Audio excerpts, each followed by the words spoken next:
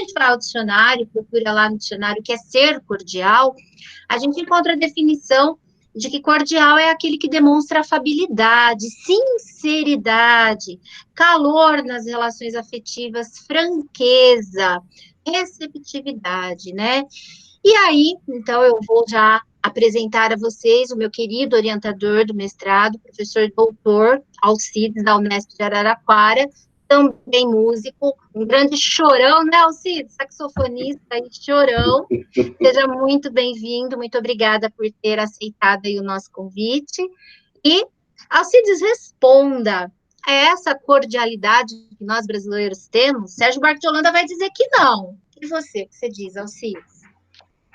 Bom, boa noite a todo mundo. Eu queria agradecer o convite das meninas, o convite da Valéria. É um prazer muito grande, né, Valéria? A gente se vê depois de tanto... Se bem que a gente se vê de vez em quando aí em São Carlos, mas conversando mais academicamente, assim, já fazia tempo, né? Então é um prazer muito grande. Queria louvar o esforço das meninas, né, de se reunir, fazer uma sessão desse tipo para discutir uma questão tão importante que é o próprio caráter, a identidade do brasileiro, né? E isso é muito louvável, isso é muito bacana. Então, ficam os meus agradecimentos e o prazer de estar aqui com vocês. Bom, também queria dizer que vocês podem interromper as falas para abrir o microfone, fazer perguntas, interagir da forma que vocês quiserem. Se não quiserem, façam pelo chat, as perguntas por escrito, mas o importante é que a gente faça essa sessão aqui numa forma de conversa, na medida do possível que a gente faça uma conversa mesmo, né? Bom, essa questão da cordialidade, do homem cordial, esse termo foi criado lá, foi até um pouco antes, mas quem plasmou, quem sacramentou esse termo foi o Sérgio Buarque de Holanda lá na década de 30. Por que ele criou esse termo, então? A Valéria leu a definição da cordialidade. Porque ele percebeu, nesse começo do século XX, onde se buscava, né, nas pesquisas sociológicas, antropológicas, se buscava uma definição um pouco mais precisa do caráter do povo brasileiro. Quer dizer, essa questão do caráter do povo brasileiro já vinha lá do século XIX, na literatura, com o romantismo, a definição do que é o povo brasileiro, a mistura, essa influência do indígena, né, que a gente vai encontrar lá no José de Alencar e tudo mais. Mas faltava uma definição um pouco mais abrangente, né, e principalmente uma definição que contemplasse o caráter urbano, que contemplasse principalmente a vida urbana do povo brasileiro. Então, a ideia, nesse começo de século, né, nas primeiras décadas do século XX, era tentar entender um pouco o que é esse caráter do brasileiro que todo mundo conhece, que todo mundo sabe, todo mundo conhece pessoas e sabe que esses traços são recorrentes e a gente vai encontrá-los em todas as pessoas, em maior ou menor grau. Então, a ideia era tentar identificar esses traços para identificar o caráter do brasileiro. O que é o brasileiro, né? Então, nessa tentativa, né, de buscar o caráter, esses aspectos recorrentes, um dos aspectos recorrentes principais, um dos mais centrais, era essa ideia da cordialidade mesmo, essa simpatia do brasileiro, essa coisa de uma fraternidade, essa coisa de uma, né, de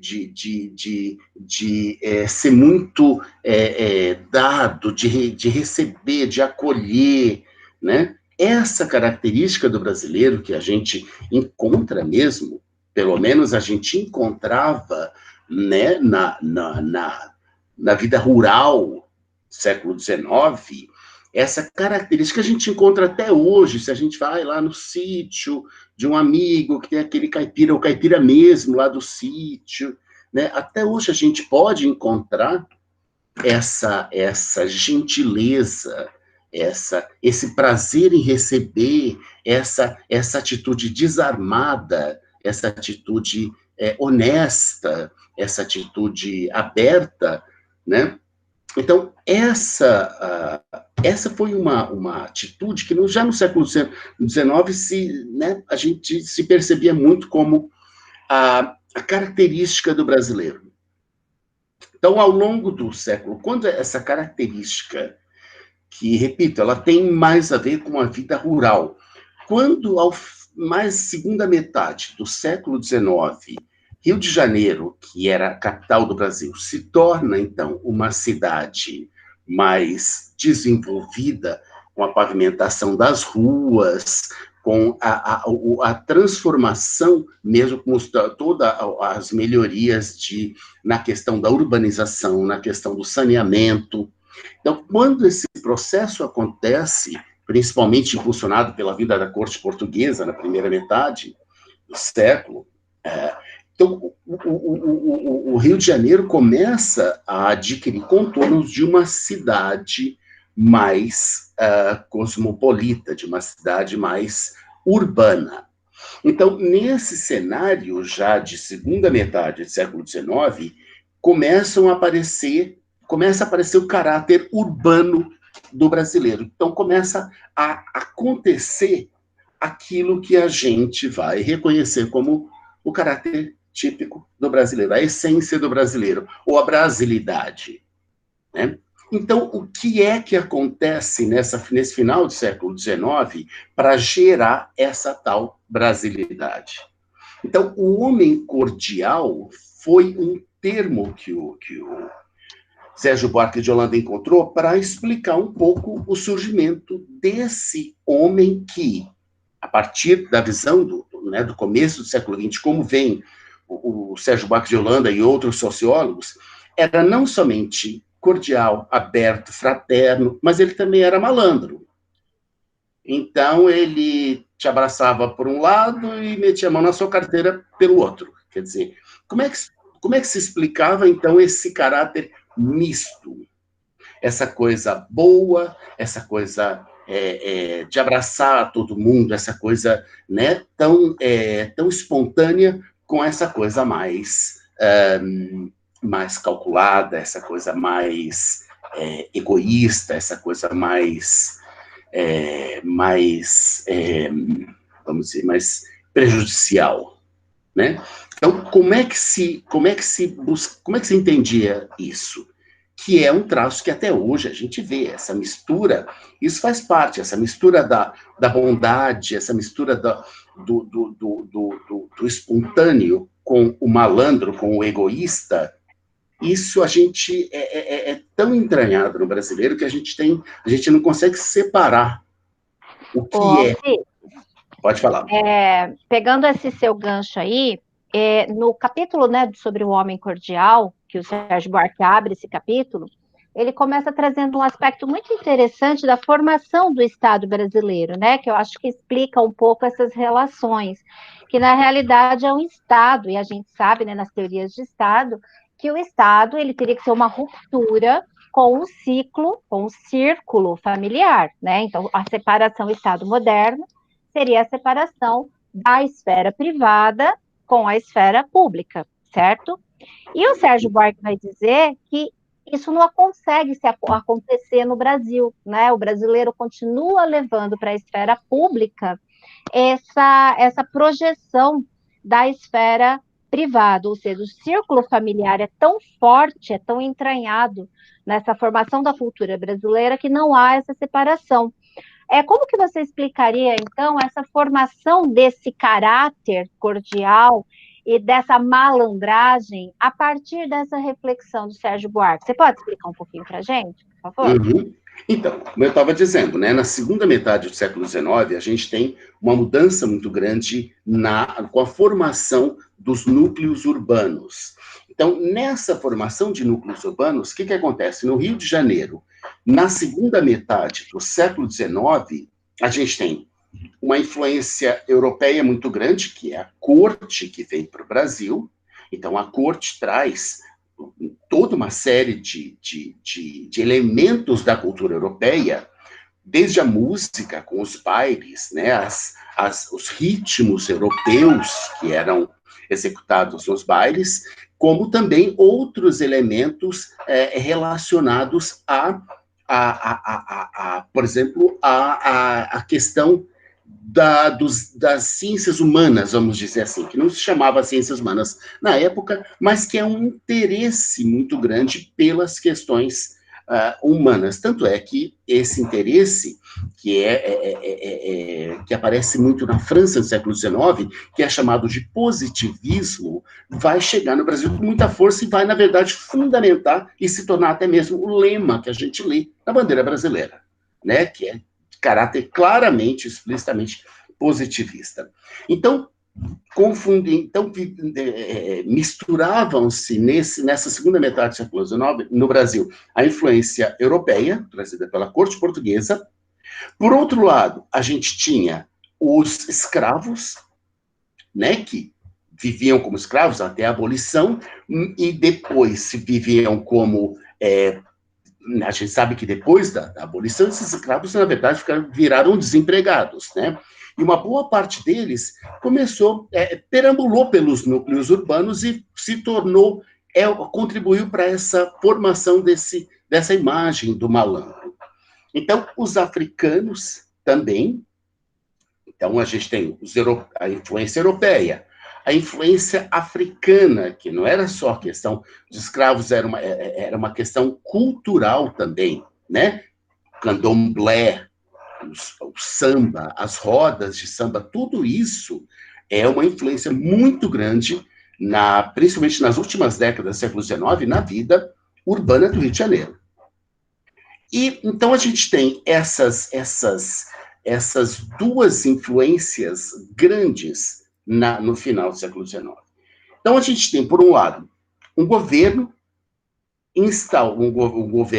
monárquico, que vai perdendo sua força na medida em que os ideais positivistas vão avançando até a gente ter a proclamação da República e a gente ter a instauração de uma República no Brasil. Então, nesse ponto, quando a gente tem a proclamação da República, a gente tem um paradoxo muito grande que vai aparecer, que quem vai explicar bastante, que quem vai flagrar, na verdade, é o Machado de Assis, e quem vai explicar de uma maneira mais crítica é o Roberto Schwartz. Então, o que a gente tem? Os ideais positivistas, toda uma ideia da construção de uma sociedade baseada na racionalidade, nas leis e no Estado. E, por outro lado, a gente tem uma sociedade ainda fundamentalmente escravocrata. A sociedade brasileira, aí minha opinião, né? A sociedade brasileira nunca deixou de ser escravocrata. O que a gente tem visto hoje, agora, atualmente, né, de opiniões racistas, de uma elite que ainda insiste em ser racista e escravocrata, apesar de não existir mais escravidão, não existe mais a escravidão legal, mas a escravidão tem várias formas de continuar. Então, esses ideais positivistas trazidos pelos filhos da aristocracia que iam estudar na Europa começam a ser implantados no Brasil, mas junto com uma aristocracia ainda extremamente renitente, extremamente ainda apegada aos seus privilégios de elite. Bom, isso gera uma forma de convivência, uma forma de subjetividade e até uma espécie de uma maneira do brasileiro ser que se fundamenta vamos dizer, num primeiro termo, no jeitinho. Então, o que acontece? Você não pode ter um Estado implantado de acordo com os ideais positivistas de lei e de cidadania, porque se você tiver esses ideais realizados, você, em termos teóricos, pelo menos, você teria um comprometimento muito grande dos privilégios dessa aristocracia. Né? Se você, tipo, por exemplo, dentro dos ideais positivistas, dá o acesso livre e garantido a toda a população à educação. Então, se você tivesse, nesse primeiro momento, vamos pensar, logo após, nessa segunda metade do século XX, onde acontece a proclamação. Se você tem os ideais positivistas implantados, você tem a garantia de acesso livre à educação. Isso jamais poderia ser permitido por uma elite que tinha na educação, no letramento, justamente o seu privilégio. Então, junto com essa e vários outros ideais do positivismo, não poderiam ser realizados. Então, o que começa a acontecer é uma espécie de um casamento aí. De um casamento, de uma acomodação entre o que é legalidade, entre o que é o que a gente chama de Estado de Direito, trazido pelo positivismo, e o que é privilégio de uma classe escravocrata que tinha, até então, tinha o privilégio, tinha a dominação econômica. Então, a gente tem aí um paradoxo que não pode ser resolvido, nem por um lado e nem pelo outro. Então, o jeitinho começa a haver, então, esse sistema, essa espécie de conluio entre o que é legal e o que é ilegal, entre o que é moral e o que é imoral. Começa a haver esse jogo que, na verdade, o que a gente percebe é que existe a lei, mas a lei só para a gente ter uma ideia, daí que surge essa coisa que a gente fala até hoje, de que certas leis não pegam, né? A ideia de que lei não pega. Como assim lei não pega? No Brasil, lei não pega. Exatamente. Algumas leis, elas são leis e elas devem existir para que se tenha, pelo menos, a sensação de uma estabilidade jurídica e institucional. Mas, na prática, não funciona. Então, era esse o clima, então, né, no final do século XIX, entre um Estado de Direito estabelecido, baseado nos ideais positivistas lá da Revolução Francesa, de liberté, égalité, fraternité, aquela coisa, né, de igualdade e de fraternidade e de liberdade. Então, você tem um Estado constituído com eleições presidenciais, partidos, toda a vida democrática, mas, por outro, você tem uma elite com interesses econômicos. Então, nesse momento que acontece aquilo que a Valéria falou, acontece uma superposição uma mistura entre esse jogo democrático e as famílias poderosas. Então, essas famílias poderosas, os barões, depois, né, lá no começo do século XX, os barões do café, enfim, as famílias poderosas, depois os banqueiros. As famílias poderosas, elas fazem a gestão desse sistema democrático a partir de um modelo familiar. Então, o que acontece é uma transgressão dentro da ordem. A ordem está mantida, mas e as leis são feitas dessa maneira para permitir um certo jogo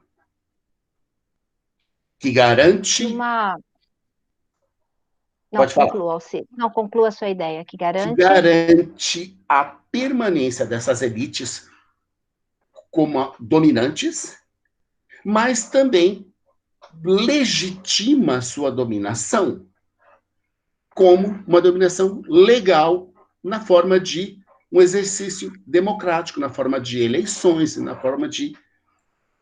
Então, esse foi o jeito encontrado, essa mistura aí, que é esse jeitinho, que a gente vai ver que, com o tempo, ao começo do século XX, isso vai dar tanto no malandro sambista, no malandro, vamos dizer assim, entre aspas, no bom malandro, como vai dar no malandro político, no malandro corrupto. Pode falar, Valéria.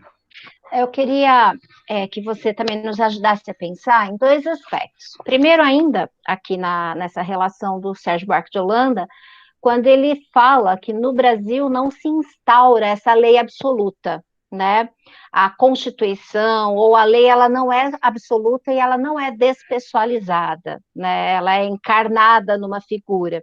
Então, eu queria que você explicasse um pouco dessa relação da encarnação da lei numa figura, dessa dificuldade que nós temos de trazer a lei. Olha, já tem uma pergunta bem legal do Rafael. Você quer responder a pergunta do Rafael? Acho que é legal. Peraí, você quer continuar a sua pergunta? Então, eu queria que você Continua, explicasse... depois a gente vai para a pergunta do Rafael. Tá. Porque eu acho muito interessante da gente entender, porque inclusive no livro ele faz a comparação com a formação dos Estados Unidos, né, com a colonização dos Estados Unidos, que é uma colonização diferente da do Brasil, em que a lei ela é absoluta. A lei está acima dos interesses individuais, no caso do Brasil, não. E como que isso se relaciona à formação dessa cordialidade? Ou seja, quando a gente lê o Sérgio Buarque de Holanda, e eu falo muito isso para os meninos, a cordialidade é uma forma de se colocar também a salvo da lei, né? Na questão dos apadrinhamentos, por exemplo. É muito legal eu ter meu filho é afilhado do coronel, né? Meu filho está salvo nessa selva, né? Exatamente. Então, como que isso cria esse outro lado da cordialidade e como que ele cria a necessidade dessa malandragem de sobrevivência? Você poderia explicar um pouquinho isso para a gente? Que até acaba um pouco na corrupção, que é a pergunta do Rafael. Olha, uma diferença básica quando a gente pensa na colonização brasileira e na colonização norte-americana, que eu acho que é um fator determinante, é a colonização dos Estados Unidos pelos puritanos ingleses. Em outras palavras, pelos protestantes. Por quê? Aí há uma diferença grande entre o protestantismo do século XVII, XVIII e o catolicismo e o jesuitismo, né? Os jesuítas que vieram para o Brasil. Como? Quando a gente pensa no catolicismo e na cisão que houve para criar o protestantismo, a questão principal, talvez uma das principais, eu acho que a principal, seria aquilo que se chamava a venda de indulgências pela Igreja Católica. Então, ao longo da Idade Média e no Renascimento, a Igreja Católica teve essa relação muito próxima com os poderosos. Essa relação muito próxima de perdoar. Então, se a gente pega do ponto de vista teológico, o Deus católico é um Deus do perdão. É um Deus que não tem raiva, é um Deus que perdoa e ama. Se a gente contrasta esse Deus católico com o Deus do protestantismo dos séculos, protestantismo inglês do século XVI, XVII na Inglaterra e depois nos Estados Unidos, esse Deus protestante, ele tem uma característica bem diferente. Ele é um Deus raivoso, ele é um Deus irado, ele é um Deus que não perdoa, ele é um Deus implacável. Então, a gente lê, a gente vê como a prática da Igreja protestante, da Igreja Católica, foi se moldando a partir dessas duas concepções. Como a igreja protestante foi uma igreja muito... que trabalhou desde o começo com o rompimento dessa hierarquia dentro da igreja, do Papa, dos bispos. Então, era uma igreja que propunha que a santidade ou a graça estaria à disposição de qualquer pessoa. Ao passo que a Igreja Católica, para você ter a graça, você teria que galgar degraus, você teria que ter a bênção do padre, depois do bispo e depois do papa, para você alcançar o perdão ou a graça. Então, isso faz com que, na Igreja Católica, haja, eu estou falando da Igreja séculos XVII, XVIII, haja essa promiscuidade, vamos dizer assim, da igreja com o poder econômico. Então, a igreja, a gente vê na história do Brasil, isso fica muito claro, como as igrejas sempre estiveram, com raríssimas e honrosas exceções, estiveram sempre junto dos coronéis, dos poderosos. E na igreja protestante, essa relação ela é diferente. Ela não, a igreja protestante tem uma relação bem diferente, ela não há esse conluio com os poderosos, mas, por outro lado, e essa é uma outra questão que a gente não vai entrar agora, por outro lado, é a igreja protestante que facilita ou que se torna mais próxima do capitalismo mais agressivo, vamos dizer assim. Mas, voltando, então, o fato de termos sido colonizados pela Igreja Católica, isso exerce uma influência muito grande.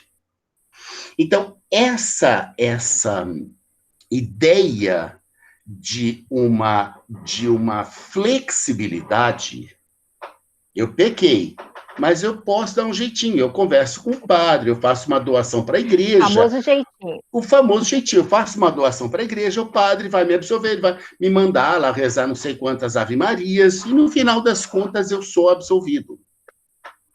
Então, essa característica da Igreja Católica, ela, no Brasil, ela funcionou muito bem com o tipo de colonização que foi feita aqui. Então, nessa colonização, que foi feita muito em cima de um esquema conhecido como apadrinhamento, quer dizer, aquela ideia de que você precisa ter relações. Sem ter relações, você não vai adiante. Então, essa ideia do apadrinhamento que veio do caráter da colonização portuguesa no Brasil, junto com esse espírito, vamos dizer assim, do capitalismo, geram uma mentalidade que é a mentalidade do jeitinho, que é a mentalidade uma mentalidade quase que avessa às regras, quase que avessa aos códigos ou às legislações. Então, é uma mentalidade, vamos dizer assim,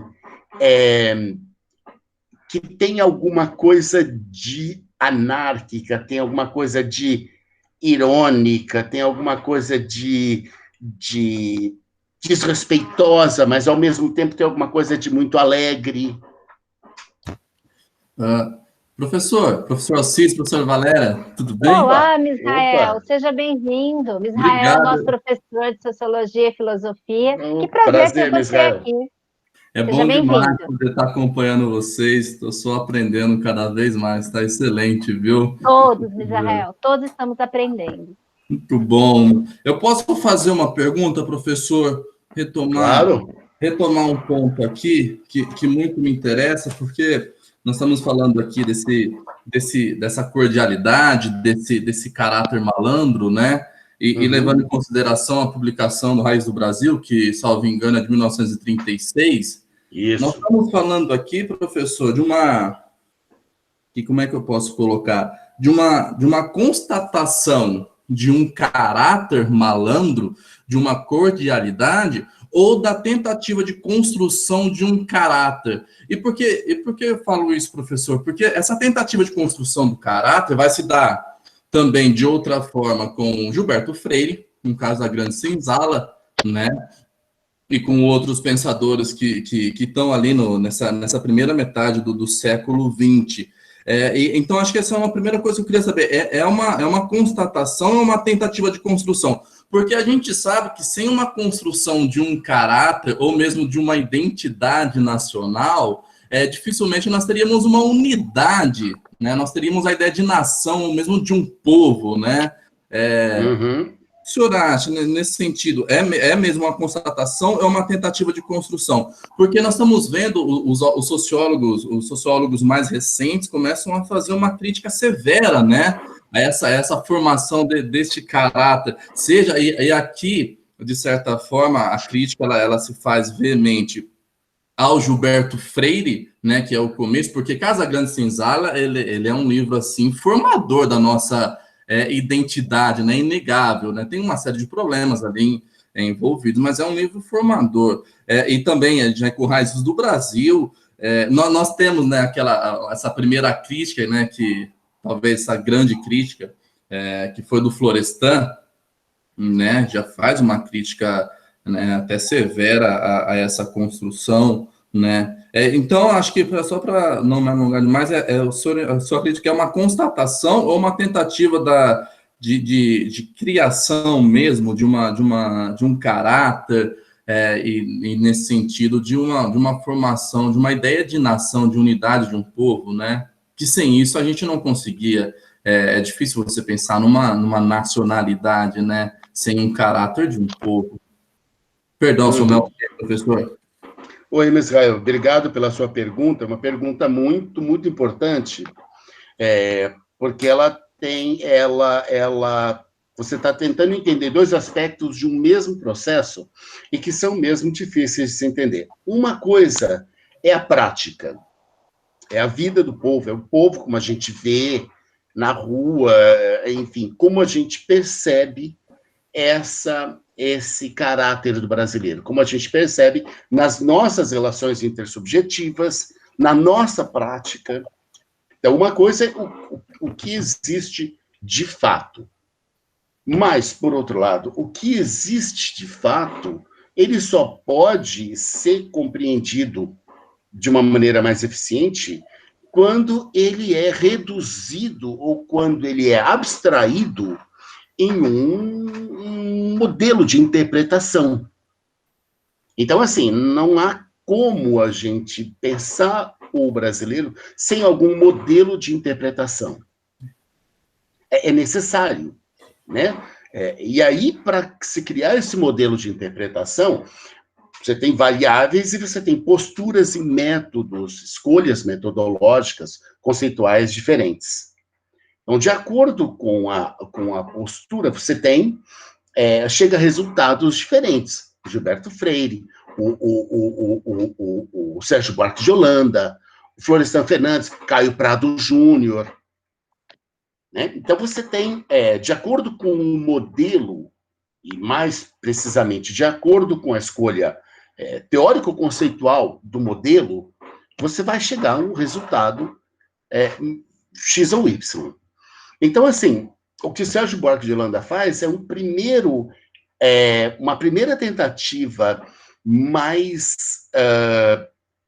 bem informada em termos teóricos de apreender o caráter do brasileiro sem muito, vamos dizer assim, vamos usar uma palavra entre aspas, mas sem muito folclorismo, sem escorregar numa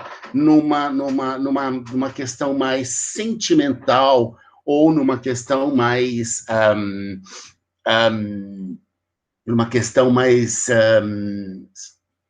não sei, talvez folclórica mesmo. Então, ele tenta, a partir das informações, a partir do desenvolvimento da sociologia, no começo do século XX, ele tenta criar um modelo, né, para entender essa manifestação para entender o presente. Então, o Sérgio Buarque de Holanda, ele vai buscar, né, o próprio termo, ele vai buscar as raízes. Então, ele vai buscar o que aconteceu, como é que foi essa colonização do Brasil e quais os elementos que culminaram com o aparecimento, culminaram com essa realidade que é o homem brasileiro, que ele vai chamar de homem cordial. Então, Israel, é um modelo que ele usa. Da mesma forma que depois o Antônio Cândido vai usar também um modelo de inspiração marxista para pensar, né, no Dialética da Malandragem. Ele vai usar um modelo marxista para pensar justamente dialeticamente essa questão da malandragem. Então, da mesma forma que o Roberto Schwartz, da mesma forma que o Caio Prado Júnior também vai eleger um modelo marxista para se pensar essa malandragem. Então, não sei se eu respondi a sua pergunta, mas é um modelo que é necessário, um modelo teórico para se entender essa experiência, porque senão a experiência fica tão caótica que a gente não consegue dar conta. Então, a ciência, ela vai justamente criar modelos para a gente entender a realidade. E no caso da sociologia, a mesma coisa, ela vai criar um modelo para explicar aquela sociedade, o funcionamento dela. E esses modelos, eles são bastante complexos, né? Quando a gente lê Raízes do Brasil inteiro, o livro todo, a gente vê que ele passa por vários aspectos da formação do Brasil, né? A questão da colonização, a questão cultural também, da influência cultural que nós recebemos, até o nosso próprio modelo de progresso, né? A ideia no começo do século passado que era o progresso para o Brasil, e hoje a gente tem outros, né? Inclusive um dos grandes críticos do Sérgio Buarque de Holanda hoje é o Gessé Souza, né? O sociólogo contemporâneo Gessé Souza, eu li um livro dele e ele faz essa crítica, embora eu não tenha visto as coisas tão separadas quanto ele diz que vai separar. Para mim, a base é a mesma, a única coisa que ele elege é a escravidão, que, como você disse no começo, né, uma escravidão que aconteceu na lei, mas não na prática, né? Mas isso o Sérgio Buarque, de certa forma, ele também fala, que é o surgimento do malandro, né, Alcides? Quem é esse malandro? Fala desse malandro, agora quem é esse malandro?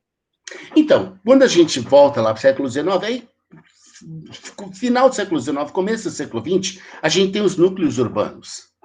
Então, aí, o que a gente tem? Os ex-escravos, a gente tem toda uma vivência urbana, né? A gente tem os trabalhadores urbanos, a gente tem toda uma nova forma de organização social que gira em torno da cidade, e não das vilas ou não das fazendas. Então, nessa organização, o que acontece? A gente tem esse conluio muito claramente estabelecido entre autoridades e um outro grupo de pessoas que fica meio que na sociedade. Não, eles não chegam a ser marginais, eles ficam no limite entre a marginalidade e a legalidade. Então, se a gente pega, você estudou essa figura do malandro lá na ópera do John Gay, que é de 1700 pouquinho, né? Não vou lembrar. O John Gay, um autor britânico, ele escreve The Three Penny Opera, A Ópera Três Vinténs. Ópera dos Três Vinténs, The Three Penny Opera, que é uma ópera em que ele mostra já o surgimento dessa figura que tem assuntos escusos com as autoridades, mas que não é respeitado como autoridade. Ele é um malandro, mas ele tem uma certa proteção da autoridade, porque ele tem negócios escusos. Então, ele não é um cidadão comum, porque ele tem uma certa proteção. Enfim, essa figura do limbo né, que está no limbo entre a legalidade e a ilegalidade. Essa figura vai depois na ópera dos Três Vinténs, do Brecht, e depois na ópera do Malandro Chico ela vai aparecer bastante. Então, essa figura... Oi? Essa figura, ela transita em diferentes regiões da sociedade. Então, a gente vai ter, por exemplo, no começo do século XX, a gente vai ter uma figura clara, essas pessoas que transitavam, elas vão ter uma relação muito direta com a cultura musical do Rio de Janeiro. Então, a gente tem... Por que eu estou falando do musical? Porque a gente vai ter um núcleo urbano formado ali na Praça 11, que é um núcleo que girava em torno do candomblé e das rodas de samba.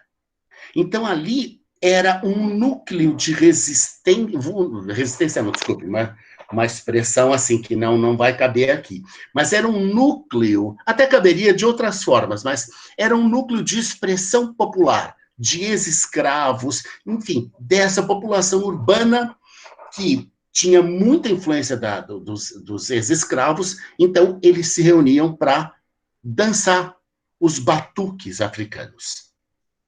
Então, faziam-se os batuques, né, e começam a acontecer as rodas de samba. Aí esse samba, ele já aparece como uma mistura de quê? Das músicas europeias trazidas pela corte e do ritmo africano. Então... Alcides e Valéria, o Juliano perguntou se a malandragem está em todas as camadas da população. Rafaela, a gente vai chegar lá sim, mas de formas diferentes. Eu estou chegando lá. Então, essas pessoas, né, eles transitam, eles são... Um exemplo claro disso é o primeiro samba gravado no Brasil, que é o samba do Donga, chama Pelo Telefone. Então, o samba, ele diz assim, o chefe da polícia mandou avisar, eu não me lembro a letra exatamente, que lá na Praça 11 tem uma roleta para se jogar, alguma coisa assim. Então, assim, é emblemático. O chefe da polícia avisando para o malandro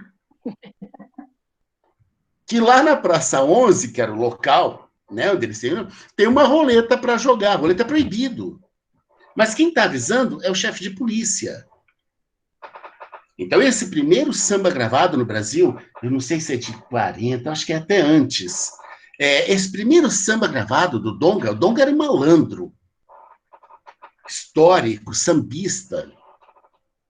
Então, esse primeiro samba, ele mostra claramente, quase como um raio-x, o que era a malandragem. Então, esse malandro, ele é, né, como ele foi folclorizado, né? O malandro é de 1916, Alcide. 1916? 16, o samba? Olha só. Então, esse malandro é um malandro de uma geração, vamos dizer assim. Ele é um malandro que vai... É um malandro que tem um certo grau de caráter. Ele é um malandro popular. Ele é um malandro que tem um código de honra, um código de conduta. Ele é um malandro que não faz mal a ninguém. Ele é um malandro, pelo contrário, ele é um malandro que até ajuda as comunidades. Então, ele é um malandro, nas primeiras décadas do século XX, ele é um malandro elegante, ele anda de terno branco, ou da camisa listrada, o chapéu palhinha, né, o sapato de 2 cores, ou aquele sapato branco, ele é um malandro elegante. Então, esse malandro é um malandro que tem... Na Ópera do Malandro, a gente vê claramente os negócios entre o Max e o delegado Tigrão. Então, esse limbo é onde transita o malandro. Para a gente ter uma ideia, falando na linguagem de hoje, totalmente desprovido da elegância do samba, seriam os doleiros, seriam os PC Farias da vida, seriam esse agora, como é que chama esse agora? O Queiroz da vida. Seriam essas figuras que não são parte do establishment político, mas também não estão fora, elas estão ali numa região escusa, que a nossa tradição de malandragem permite acontecer. Exatamente, pelas normas não serem tão claras, né? O Antônio perguntou, Augusto, existe uma romantização do malandro? Essa leitura que você está fazendo não é uma romantização. Eu acho importante eles entenderem que não é uma figura, assim, folclórica, no sentido de ser uma figura querida, não é isso, né? É uma figura que se tornou necessária como uma forma de sobrevivência numa sociedade estagmentada, de forma que você não pode confiar no Estado, porque o Estado não é impessoal, ele existe na sua forma oficial, vamos dizer assim, mas na sua prática ele não existe, né? Então, vamos dizer assim, é uma forma de sobrevivência, não é isso, Alcides? Para eles entenderem que nós não estamos romantizando a figura do malandro. Eu acho que existe um certo saudosismo quando a gente pensa no malandro do começo do século XX. Por quê? Porque logo depois, o malandro ele era perseguido, né, no governo Vargas, a partir de 30. O malandro ele era perseguido, tem o famoso caso do Donga, que teve o seu pandeiro, a polícia queria levar em cana, mas levaram o pandeiro dele, ele ia tocar na casa de um senador, de um deputado, alguma coisa assim. Então, esse malandro ele foi muito perseguido. Mas o que acontece a partir de década de 70, já dando um salto, né, passando aí por Estado Novo, o Estado Novo já começa a recuperar um pouco, sob um viés nacionalista, começa a recuperar um pouco essa ideia do samba. Mas na década de 70, o que a gente vê? O malandro carioca, aquele malandro sambista, ele perde o lugar para duas coisas. Porque lembra que ele é das comunidades. Não se chamava comunidades na época, né? Se falava das favelas. Mas o malandro, usando o vocabulário de hoje, o malandro era das comunidades, ele ajudava, de certa forma, as comunidades. Ele tinha um pouquinho essa função meio que o justiceiro da comunidade, assim. Não que ele fosse um justiceiro, mas ele era um cara bom, ele era um cara a quem se podia recorrer. E o que acontece? Essa figura do malandro, ela é totalmente suplantada, por um lado, pelo tráfico.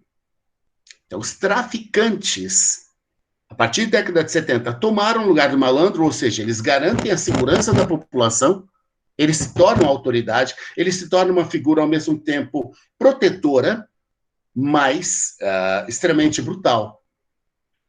Transgressora, em conluio com o Estado, no mesmo modus operandi do malandro. Então, o tráfico toma o lugar do malandro e, por outro lado, no mesmo período, as milícias também tomam o lugar do malandro. Ô, gente, a Karen perguntou se o malandro seria uma forma de ir contra o Estado. Olha, contra o Estado, não. O malandro, em primeiro lugar, o malandro não tem ideologia. O malandro não é de direita ou de esquerda. O malandro pensando na figura do malandro, localizando bem claramente o malandro das primeiras décadas do século XX, ele é um bom vivant. Ele é um sobrevivente. Ele é um sobrevivente, mas ele é um bom vivant. Ele é elegante, ele canta sambas, ele cria sambas famosos. Ele é sambista, então o malandro ele tem uma forma de vida que não é contra ou a favor de ninguém, ele quer se dar bem. Então o malandro, ele vamos dizer assim, usando o termo da sociologia, ele é fisiológico. Ou seja, o malandro, ele não quer briga com a polícia. Então ele vai chegar e ele vai fazer Ele vai conhecer a polícia, ele vai dar um jeitinho com a polícia, ele vai fazer amizades na polícia. Então, o malandro, ele está meio ligado à polícia, ao Estado e à lei, por meio desses fios, dessa teia de corrupção. Mas, por outro lado, ele não quer destruir o Estado, ele não é contra o Estado. Ele é o malandro, ele quer viver o malandro. O malandro vive o samba, o malandro vive a malandragem. Então, ele não tem uma ideologia. Ele não quer se tornar o Estado. Diferente das milícias, que queriam e conseguiram se tornar, tomar o Estado brasileiro. Então, o malandro, ele é basicamente um sambista. Tem até tem histórias muito legais. A música brasileira nos ajuda muito a entender o malandro. Tem uma famosa polêmica entre um dos maiores sambistas brasileiros, o Noel Rosa, e um outro grande sambista, que era o Wilson Batista. Isso aí aconteceu por volta da década de 30 para 40. Então, o Noel Rosa, o Wilson Batista, ele fez aquele famoso samba, né, do malandro, do lenço no pescoço, aquela coisa criando essa imagem do malandro transgressor, do malandro que se dá bem. E aí o Noel Rosa dizia assim, não é legal você falar malandro. Fale que você é um sambista, né? Porque aí malandro você deprecia, né? Você é uma coisa ruim, você está dando uma característica ruim. E o Noel Rosa insistia para que ele se denominasse sambista e não malandro.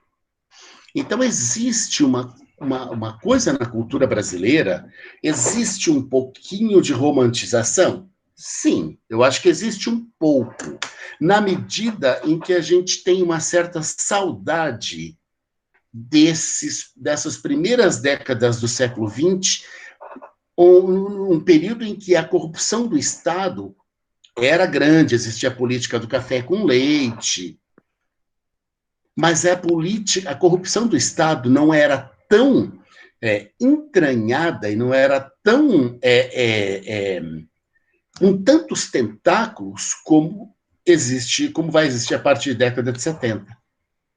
Então, existe um pouquinho de romantização, mas é como se fosse uma romantização, um pouquinho de romantização, mas do nosso próprio caráter, do que a gente tem de bom. O malandro seria aquilo que a gente tem de bom, a malandragem boa. O malandro, né? O malandro, por exemplo, do Chico Buarque, ele é um malandro bom, ele é um malandro bacana. Tanto é que acontece. O malandro, ele acaba se tornando um proletário, um trabalhador que mora numa favela. Então, o malandro perde a vez na história. Então, um pouquinho de romantização eu acho que talvez até tenha, mas eu acho que faz parte de uma construção mais recente, aí a pergunta do Misrael, acho que faz parte de uma construção mais recente de resgatar uma coisa boa do brasileiro, uma alma boa, ou não uma alma, tira essa palavra, mas um caráter bom do brasileiro, que seria esse caráter do sambista. Então, acho que tem mais a ver com um resgate mesmo de identidade.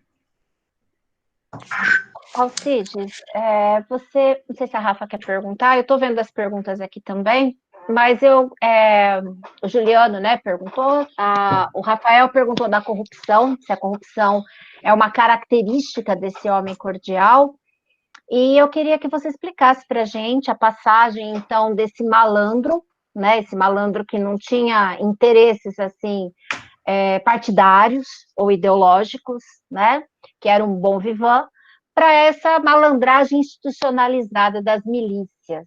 Você podia explicar isso para a gente, e relacionado à corrupção ali, já respondendo a pergunta do Rafael?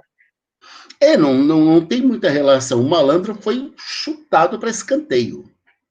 Como e por quê, Alcides? Conta pra gente. Aquele malandro, porque a gente tem aí, a partir de década de 70, na verdade, a partir de década de 50, a gente tem uma transformação grande no Brasil.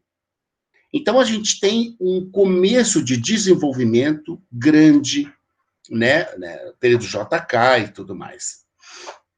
Então, a gente tem aí, a partir disso, um crescimento do Brasil muito grande, um crescimento do Estado, um crescimento das cidades. E aí, esse papel do malandro de transitar entre o escuso e o lícito, esse papel, vamos pegar o papel dele na comunidade. O malandro era um bom vivan da comunidade. As comunidades cresceram, as favelas cresceram. E elas, como todas as comunidades, precisavam de líderes. Então, esses líderes das comunidades, que eram sambistas e bicheiros, os bicheiros depois se tornam os bicheiros do carnaval.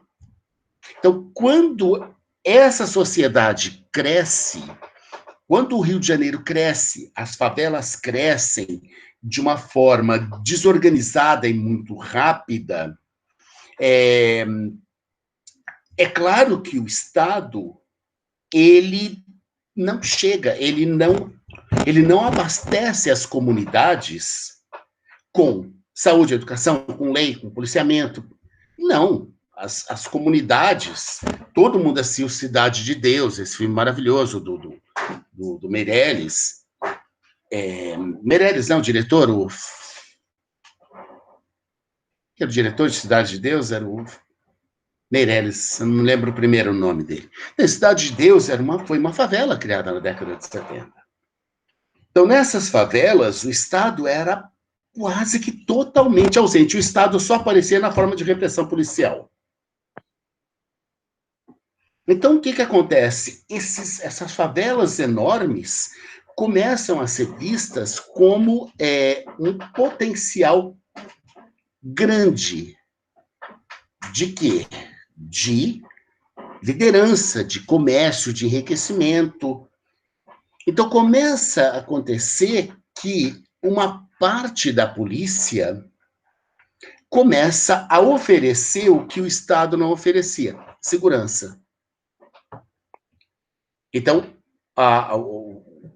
alguns policiais ofereciam de maneira escusa, por meio de pagamento, a segurança para eles não serem assaltados.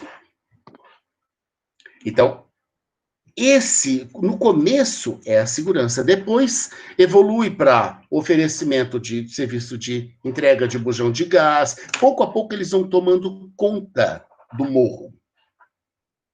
Junto com isso, na mesma década de 70, acontece o quê? Das mesmas milícias surgem os grupos de extermínio, como o famoso Esquadrão da Morte. Então, o Estado, a força repressiva do Estado, começa a se desmembrar e formar algo paralelo, que era pura repressão e pura corrupção. Então, aí, nesse ambiente, era a violência. Os grupos de milicianos, eles ofereciam a segurança, eles garantiam. Então, olha, eu estou aqui no teu bairro, você me paga, ninguém vai roubar a tua loja. Se roubasse, eles matavam.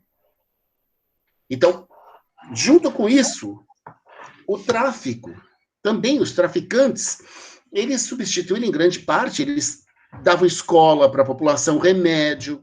Então, em grande parte, eles substituíam, eles faziam o papel da justiça. Nos morros, o líder do tráfico, muitas vezes, era o líder da comunidade. As pessoas iam lá e falavam, minha loja foi roubada, minha casa foi roubada. Eles iam atrás, descobriam quem era e matavam.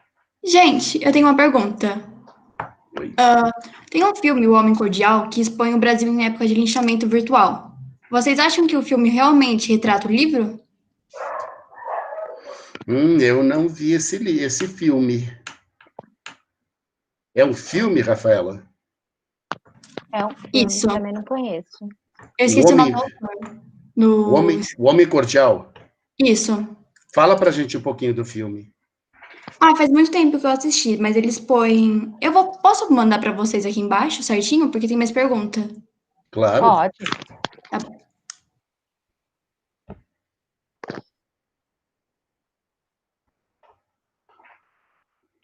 Tem uma pergunta do Lucas Moura aqui, que ele diz que é bem interessante, né? Devido à ausência do Estado a garantir os direitos do cidadão nas comunidades, favelas, se pode julgar o malandro, nessa figura de justiceiro, no prima moral, diferente das outras parcelas da sociedade? Ou seja, é possível dizer que ele é o máximo de ético possível?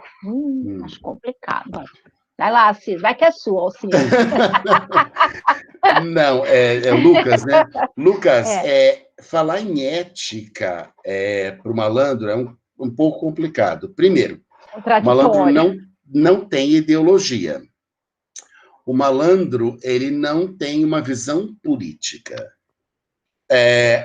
Então, e o malandro, ele quer se dar bem. Ele quer se dar bem. Ele é meio egoísta, né? Vamos dizer assim. Mas, por outro lado, o malandro tem aquilo que a gente pode chamar de um código de conduta que é muito importante, que lembra um pouco os códigos do cavalheirescos, né? Dos romances de cavalaria e tarará. Lembra de longe, mas o que é o malandro? O malandro, ele tem uma ética. O malandro jamais ele vai passar a perna numa pessoa simples. E jamais vai prejudicar uma pessoa simples. Ele jamais vai prejudicar a comunidade. Ele vai, por exemplo, se envolver em embates com outros malandros para ver quem é o bambambam. Isso é feito muito através do samba. Os malandros escreviam sambas, muitas vezes, os malandros se rivalizavam em sambas. Então, o malandro, ele tem um código de conduta que é um código pessoal e que faz com que ele tenha muito respeito pela comunidade. Então, assim, a gente não pode dizer que ele tem uma ética. Eu acho que talvez esse código de conduta não daria para a gente, na minha opinião, não daria para a gente expandir e pensar numa ética.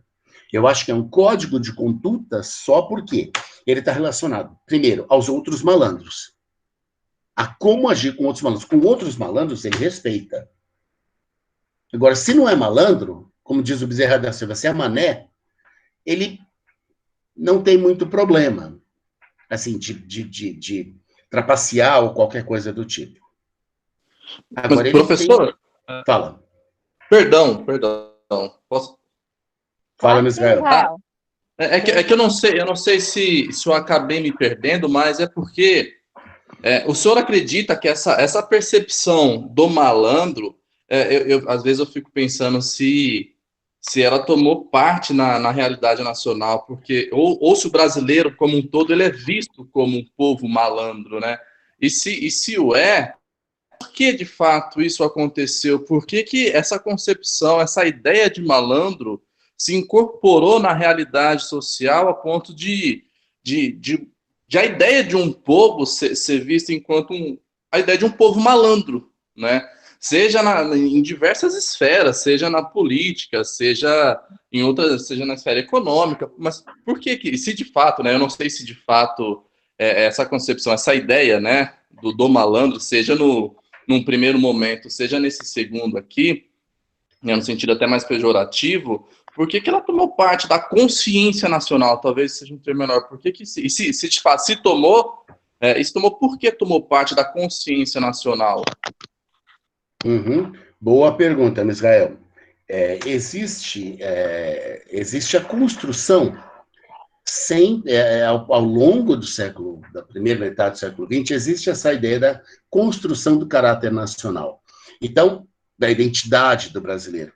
Então, como a gente falou, no período do Estado Novo, o sambista, ele é muito reprimido, década de 30, 40, mas pouco a pouco, por exemplo, ao longo, junto com o sambista, o malandro, existia também os chorões, o Pixinguinha e tantos outros que eram muito bem vistos pela sociedade. Só para você ter uma ideia, em 1922, junto com a Semana de Arte Moderna, o conjunto do Pixinguinha, que é chamado Os Oito Batutas, foi convidado a excursionar na Europa. Eles foram representar o Brasil. E eles eram negros e eram da música. Então, eles eram também, de certa forma, um pouquinho malandros, mas eles eram ligados a uma música, eles eram praticantes de uma música um pouco mais próxima da europeia, vamos dizer assim. Então, existia, por exemplo, se a gente pensar como era o samba era visto, nas décadas de 20, 30, até acho que 40, nas casas, por exemplo, onde o samba surgiu, as famosas casas das tias, como a tia Seata, que foi um dos principais, o nascimento mesmo do samba, se tocava na sala o choro, e o samba era lá no quintal, para ninguém ver. Então, essa figura do malandro, ela vai sendo construída, ela se torna em alguns momentos motivo de orgulho, em alguns momentos ela se torna prejudicial, mas ao longo principalmente da segunda metade do século XX, a partir de década de 40, vai sendo feita uma divisão, uma clivagem, uma separação muito grande entre o que seria a prática, entre o que seriam essa prática escusa, esse limbo de relação com a polícia, com a lei, que o malandro faz. Essa prática, ela vai sendo separada entre... A prática é a mesma, mas ela é separada da seguinte maneira: depende do sujeito. Então, se quem pratica esse conluio é parte do establishment político, é parte das famílias tradicionais, é parte do sistema político brasileiro, essa prática, ela é vista, ela não é vista, ela vamos dizer assim, ela é tolerada. Agora, se a mesma prática ela é feita por alguém de fora, principalmente se for negro e pobre, ela é a malandragem.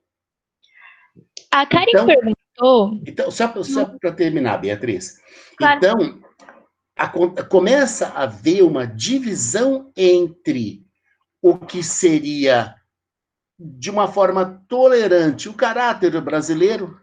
Brasileiro é outro jeito. Ou seja, a mesma prática, quando ela é praticada, a mesma prática praticada, né? Isso é redundância. Mas essa mesma prática, quando ela é localizada nas classes altas, ela é o jeitinho. E o jeitinho é tolerado.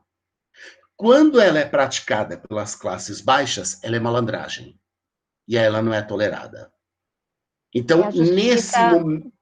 A justiça do Brasil que não é cega. Exatamente.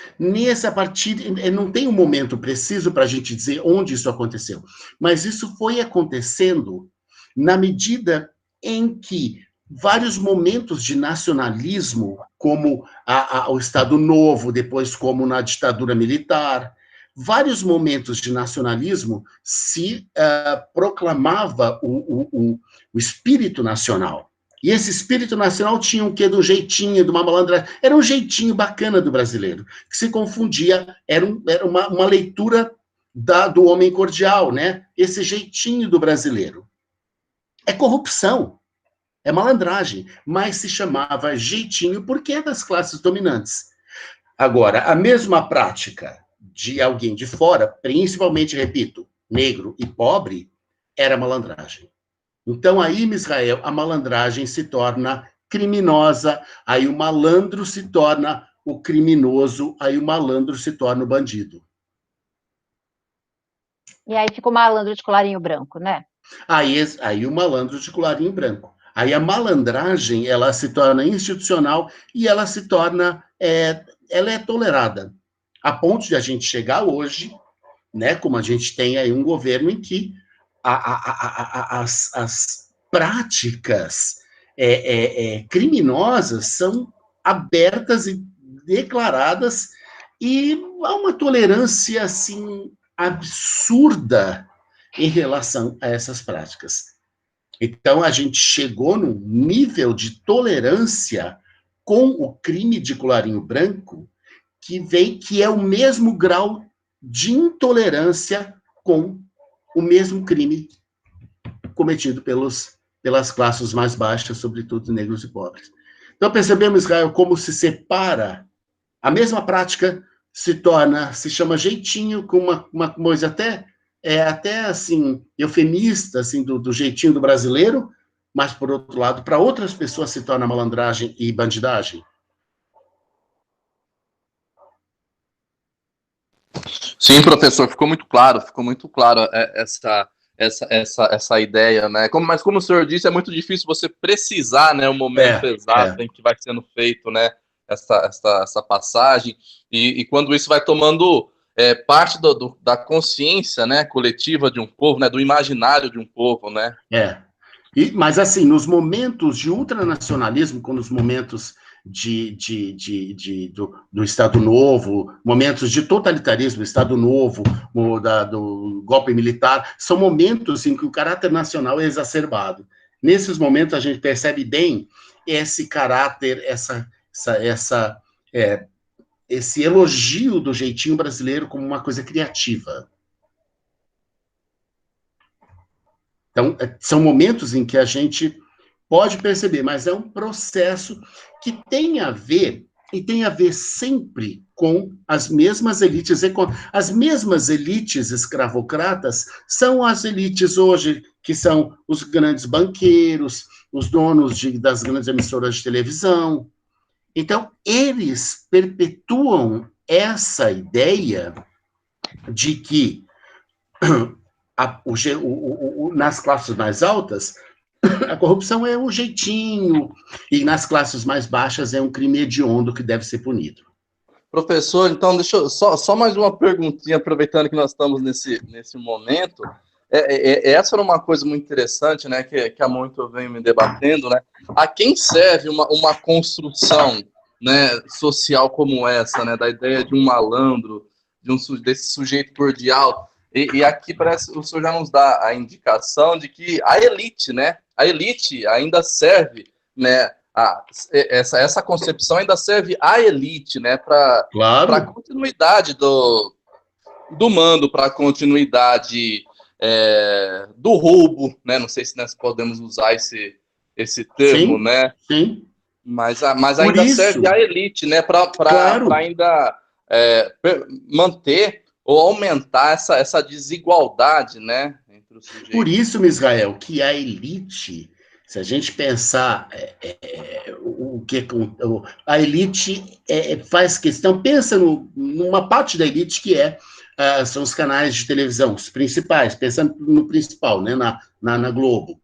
Por que eles fazem tanta apologia, ou eles fazem tanto alarde quando um negro pobre se dá bem na vida, consegue se tornar um advogado?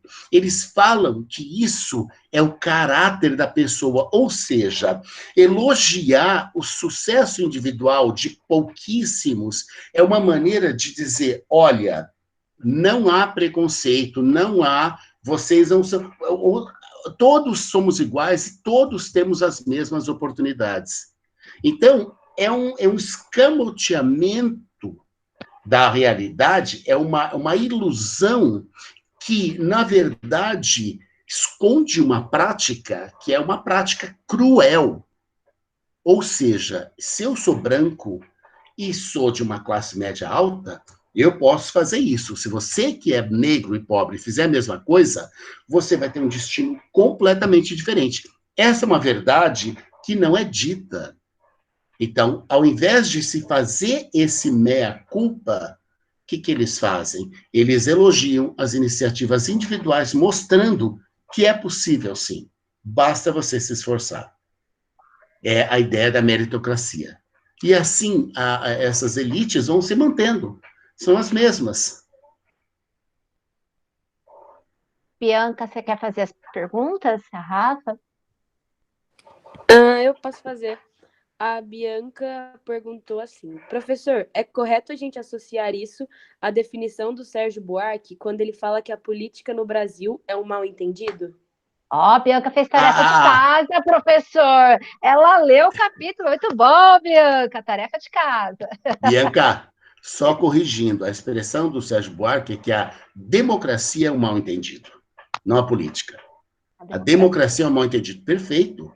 Perfeito. A ideia de democracia é uma ideia de plena oportunidade para todos e que nunca chegou a se realizar no Brasil. Então, a ideia de democracia, sim, é uma ilusão, é uma grande falácia, né? Porque ela esconde uma injustiça, ela esconde uma desigualdade de julgamento, de oportunidades. É o caso de a gente dizer mesmo, né? Como a Valéria estava dizendo, a justiça no Brasil tem olhos diferentes para uns e outros. Ou, mais popularmente, pau que bate em Chico não bate em João, ou sei lá como é que é o ditado, né? Então, a lei que funciona, a lei que é leniente, a lei que é branda com um Flávio Bolsonaro, não é branda com aquele, como é que é o nome daquele rapaz que nas passeatas de 2013 ele foi pego com pinho-sol e ficou preso, acho que ainda está preso, acho que Anderson, enfim. Rafael Braga, disseram aqui. Rafael Braga. O Hudson disse que é o Rafael Braga. Quer dizer, é um absurdo se pensar uma coisa dessa. Isso expõe os limites e os polos da desigualdade no Brasil. Então, realmente, a democracia... Desculpa, Cid. A democracia é uma... Como é que ele diz? É uma... Mal-entendido. Um mal-entendido. E isso a gente percebe realmente a institucionalização da malandragem, né? Que esse malandro que está institucionalizado, que tem esse posto de mando, para ele está tudo ok, porque ele domina esse aparato. E ele mantém essa democracia de fachada como uma forma de proteger seus privilégios. Exato. Né? E aí a gente precisa ter essa noção de como eles manipulam a opinião pública para que essa opinião pública se volte, por exemplo, sistema de cotas. Eu, particularmente, sou a favor do sistema de cotas, por uma série de razões, eu reconheço os problemas, mas eu acho que é uma reparação histórica, eu sou completamente a favor. E quais, é só a gente pensar os tipos de argumentos que são usados para desacreditar o sistema de cotas. Então, são argumentos que desprezam completamente a história e a situação desigual das pessoas. Então, nós somos um Brasil racista, um país violento que não aceita o seu racismo e que não aceita a sua violência contra os negros, contra as mulheres, contra as minorias, contra os LGBTs. Nós somos um país que ainda não fez, que ainda não conhece a sua identidade. Os norte-americanos, aí voltando à comparação, eles têm a vantagem, eles não são menos violentos, eles são tão violentos quanto, mas é uma coisa escancarada. Assim, não tem, tanto é escancarado que os negros são muito mais, para falar dos negros, por exemplo, são muito mais bem organizados lá do que aqui. desde a década de 50, no movimento de direitos civis, década de 60 e 70, com o Malcolm X, com o Martin Luther King. Então, assim, quando o preconceito e a raiva e a tensão racial se tornam explícitos, é mais fácil lidar com a questão. O problema é quando o racismo, a violência, se tornam velados. Então, a gente tem o caso famoso recente agora, do filho da empregada, que ele deixou com a patroa, ela pôs no elevador, a criança morreu. É tratado com sem muita gravidade. Então, assim, é um país que ainda não reconhece o seu racismo, a sua violência.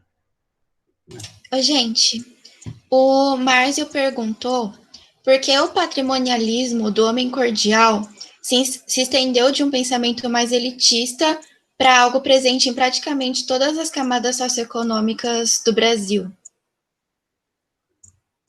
Bom, aí a gente tem que pensar o seguinte: a forma que o capitalismo é um capitalismo patrimonialista, no sentido de que o valor, né, dado no capitalismo de modo geral, uma pessoa vale o que ela tem.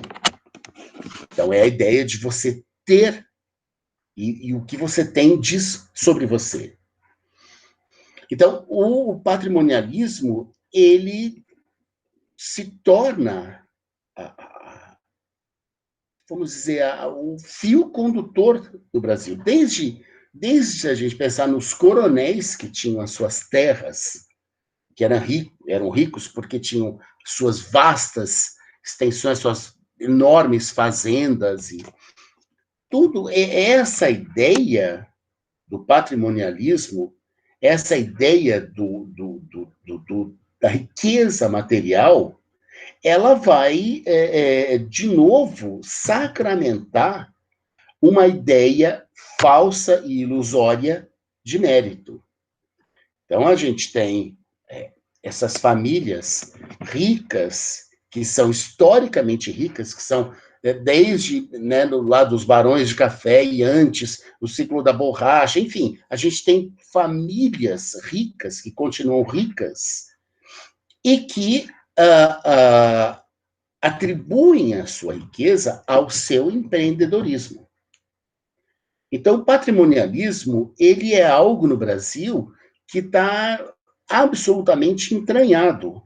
Mas o patrimonialismo, ele não é uma característica nossa, não é algo que a gente possa dizer que é da nossa cultura. O patrimonialismo, ele é do capitalismo, ele é algo do capitalismo em si. Nos Estados Unidos, a mesma coisa, nos países onde o capitalismo é mais visível, mais agressivo, mais pungente, ou mais notável, a questão da acumulação, questão dos seus bens, do seu patrimônio, isso é fundamental.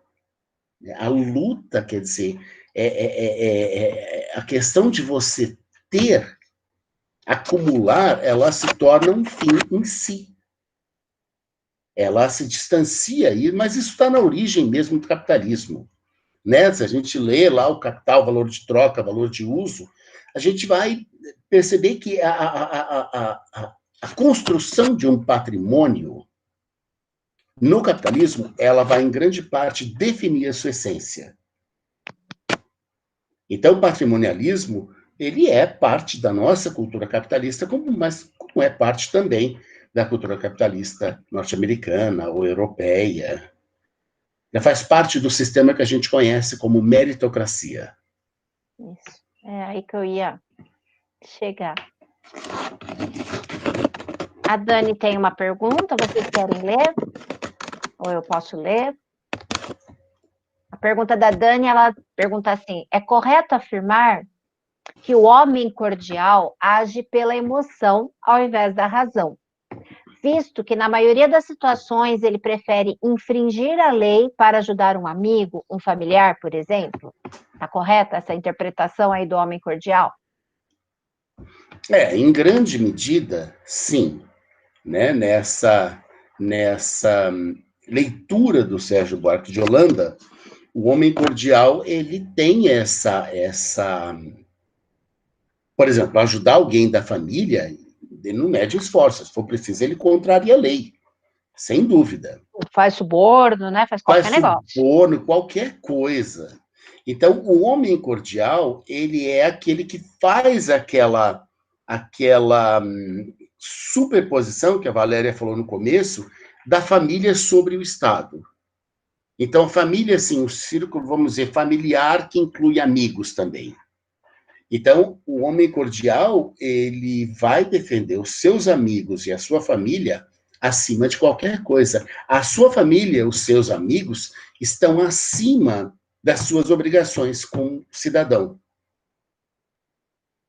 Né? Então, a ideia de cidadão, eu estou me lembrando agora da fulana lá, que o fiscal foi, acho que ela estava sem máscara, alguma coisa assim.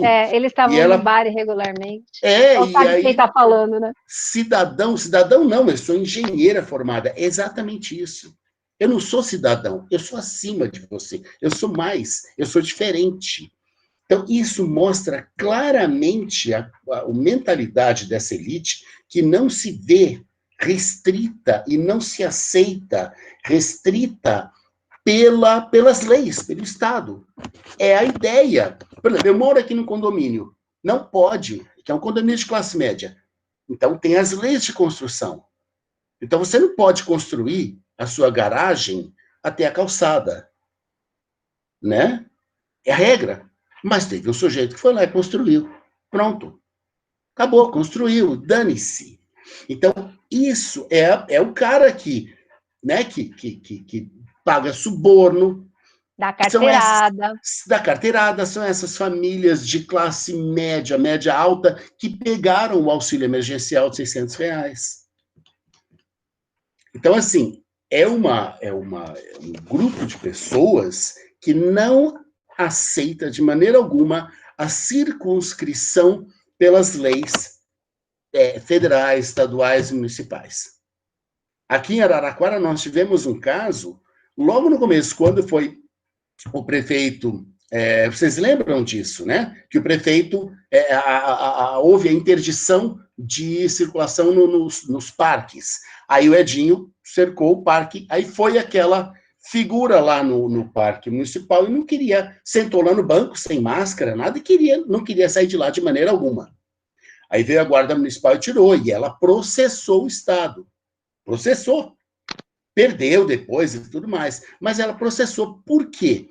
Em nome, aí existe essa ideia absurda, mais recente agora, de que você cobrar dessas pessoas uma atitude de cidadão significa restringir a sua liberdade.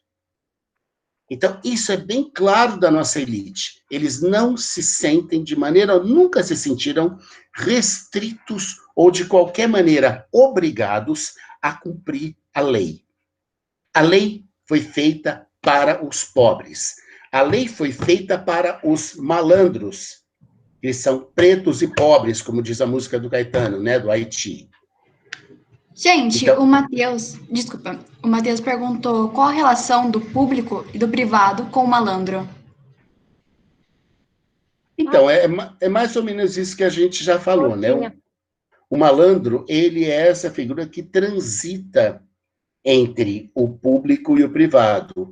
É essa figura que transita entre a legalidade e a ilegalidade. Então, é ele que faz a ligação entre, ele que faz vamos dizer, a corrupção.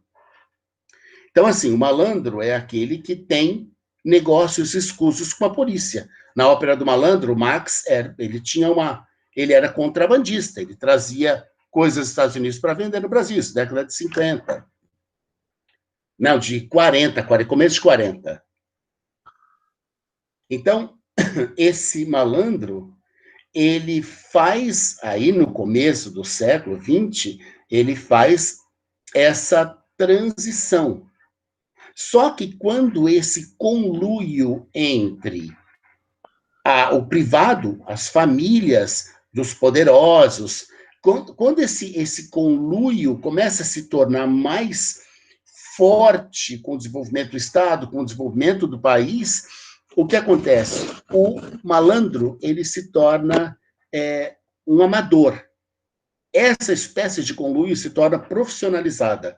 As relações entre o privado, ou seja, as relações entre pessoas que, por uma série de circunstâncias, estão ocupando um lugar político, e as relações entre essas pessoas e os seus interesses particulares, elas se misturam. Então, aquilo que a Valéria falou desde o começo, nós nunca tivemos instituições fortes. Então, o respeito às leis, às instituições, nunca foi claro pelas elites. Então, essa mistura, essa ingerência do privado sobre o público sempre aconteceu, e agora a gente está tendo um caso, né, de uma família. Esse é um caso, o fato de ser uma família é muito emblemático, porque é realmente uma família. É o presidente e os seus 3 filhos que estão governando o Brasil, é uma família. É a família se sobrepondo, e a família com seus interesses. Em muitos momentos, a vida nacional é regida em função desses interesses. Por exemplo, na tentativa de defender os seus filhos de acusações ou de investigações, ele cria leis, ele oblitera leis, ele manuseia o público para os interesses privados. Então, no caso do Bolsonaro, isso fica muito claro. Essa prática que sempre aconteceu, ela fica muito clara e escancarada.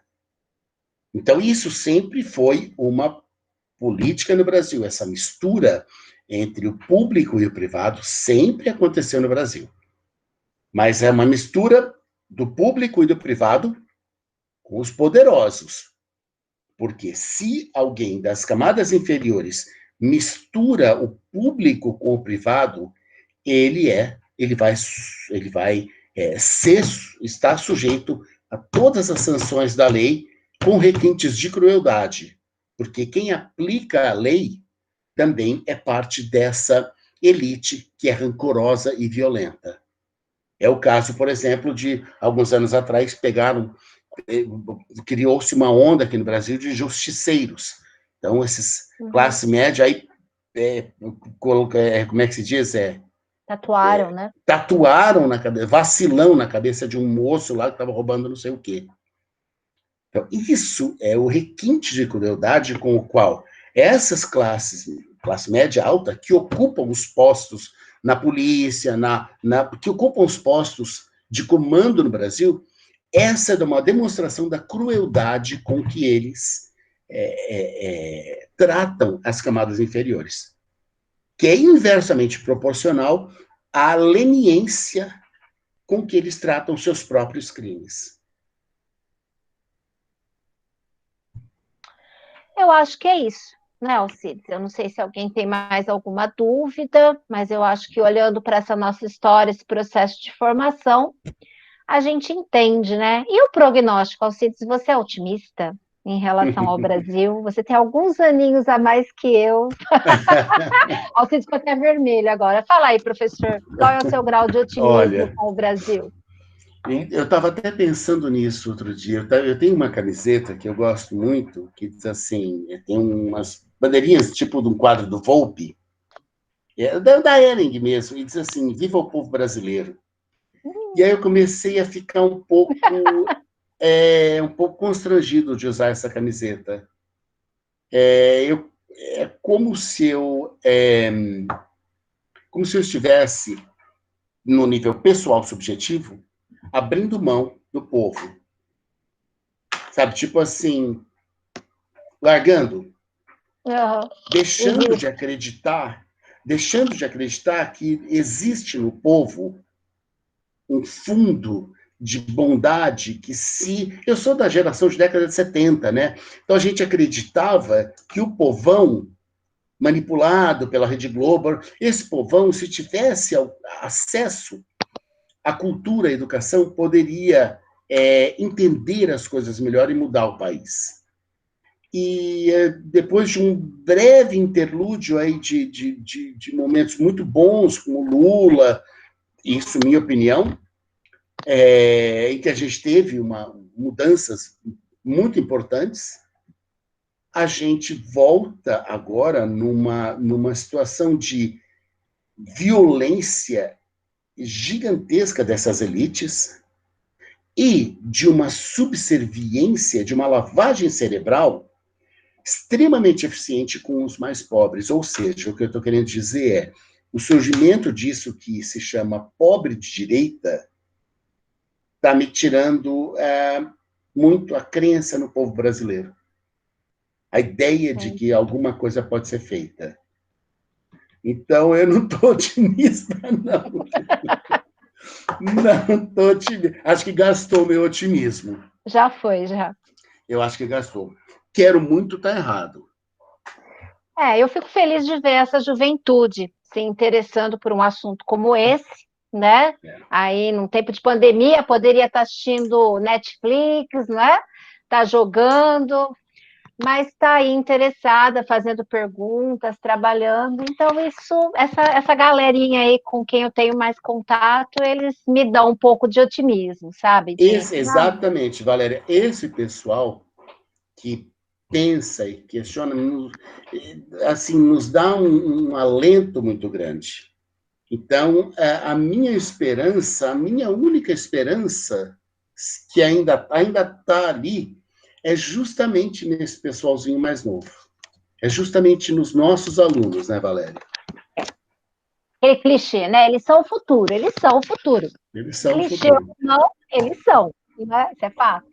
Exatamente. Quem tinha chamado? Não sei se era a Rafa. É que tem uma última pergunta que acabou ficando para trás. E eu acho que isso que vocês estão falando sobre uma visão boa, essa pergunta vai conseguir levar vocês para isso. A Karen perguntou: se o malandro visa apenas seu próprio bem, o que ele tem de bom?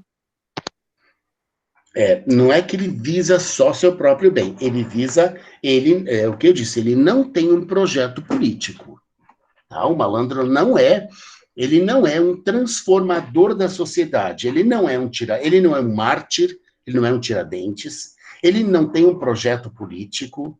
O malandro, ele não vamos achar que ele pode se tornar um líder, uma espécie de líder da comunidade, mas ele não tem um projeto político.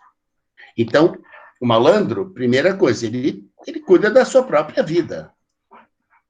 Mas ele é um cara que vamos dizer, que ele não faz mal a ninguém, pelo contrário, ele ajuda. Ele até ajuda as pessoas. Então, assim, não é que ele é um cara só egoísta, que dane-se todo mundo, não. Tem um malandro que a gente não pode esquecer que o malandro tem um código de conduta. O malandro, ele não é sacana, ele não é do mal, ele não é um cara explorador, ele não é um cara ele é um cara que ganha dinheiro no carteado, vendendo um samba. Estou falando do malandro da década de 20, 30, jogando sinuca. Da ópera do malandro. Jogando bilhar, o carteado. Por exemplo, ele dividia o lucro, né, dos contrabandos dele, ele pagava muito bem seus capangas, né? Exato. Tanto que ele tinha uma fidelidade dos capangas que era exatamente. absurda. Então, ele tem um senso de comunidade, o malandro. Então, não é que ele é egoísta, ele não tem um projeto político, quer dizer, ele não faz as coisas para a comunidade, não é assim.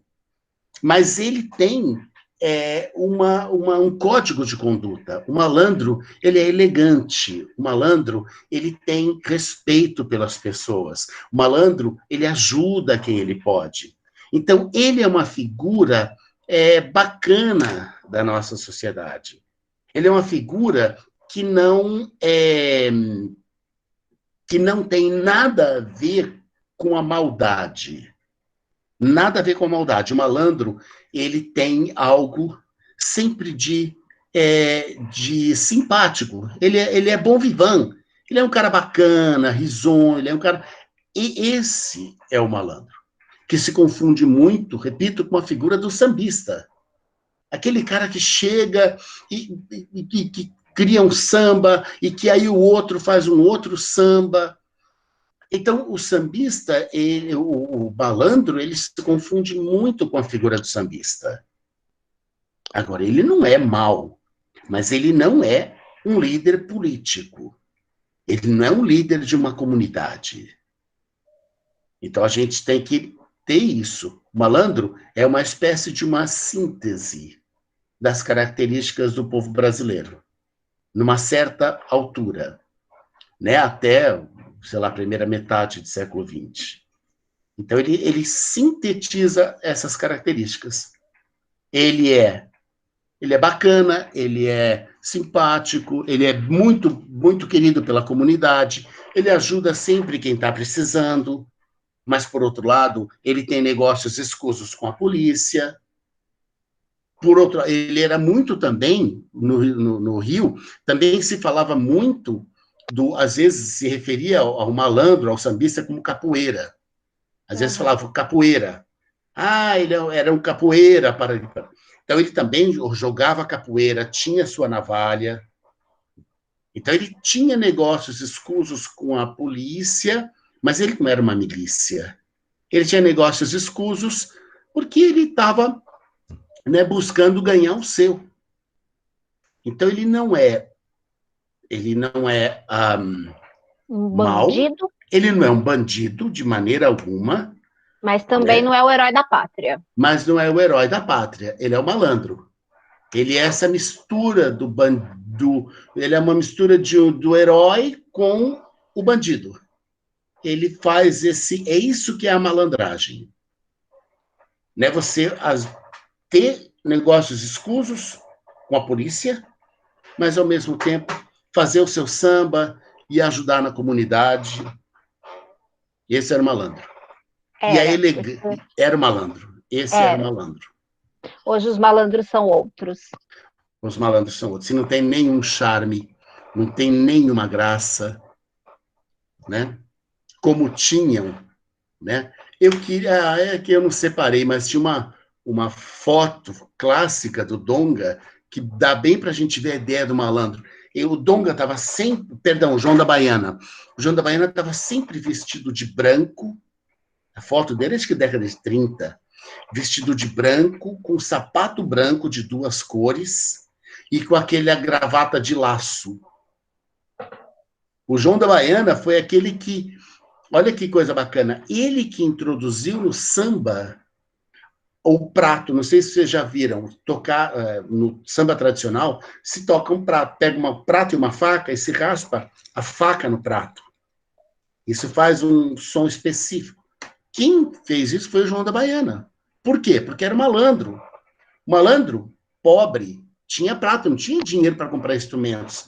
Ele tocava com prato, era uma espécie de reco-reco. Então, esse era o malandro. Que se virava, ganhava dinheiro no carteado, ganhava dinheiro num outro negócio escuso com o chefe da polícia, depois vendia um samba. Então, ele não era nem...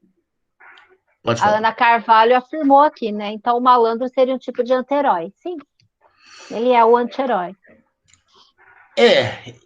Eu acho que talvez não tanto. Ele tem características, mas o malandro ele também não pode se expor demais, que ele se ferra. Então, assim, ele não pode ser tão macunaímico assim, a ponto de zombar da cultura, a ponto de zombar das instituições, a ponto de zombar das autoridades. Ele não pode fazer tanto isso. Ele vai sempre costurando, né? Ele vai sempre costurando, exatamente. É o jeitinho, gente. É o jeitinho da malandragem, é o cara liso que sai aqui, escorrega ali, faz é o famoso bagre ensaboado. Exatamente. Nossa, Alcides, tá cheirando mofo essas nossas metáforas, hein? Mas é verdade. Ninguém pega o malandro, ele era desse jeito, ele era liso, né? É o Leonardinho, né? Se eles já leram Memória do Sargento de Miniriças, é o Leonardinho, o liso. É o Leonardinho, exatamente. Que vivia fugindo lá do Major Vidigal. É ele. Só que ele tinha essa coisa do samba, ele tinha essa coisa do charme, ele tinha essa coisa da sedução, né? Que faz o malandro brasileiro uma coisa um pouco nostálgica, até um pouquinho romantizada. Por quê? Porque, historicamente, os primeiros grandes sambistas eram grandes malandros. Falando de João da Baiana e Donga. Então, eles são a prova, e eles estavam vivos até, acho que décadas... Tem um documentário que está na TV, de um francês, com o Baden-Powell tocando violão, com o João da Baiana velhinho, vestido de branco, tocando prato com ele. Se eu jogar no YouTube, João da Baiana, você vai ver esse vídeo. Então, eles são prova viva do que era a malandragem do começo do século. É por conta deles que a gente sabe dessa coisa do malandro e desse charme do malandro, que esses malandros políticos não chegam nem perto. Não, esses são escancarados, não tem charme. Nada. Não. Bom, acho que é esse, né?